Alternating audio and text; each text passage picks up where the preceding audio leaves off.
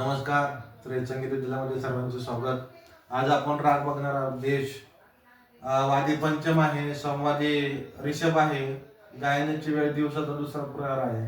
राग विशेष या रागामध्ये दोन्ही निषाद घेतात. ग ध वर्ज आहेत. तर चला तर आरोह बघूया. सारे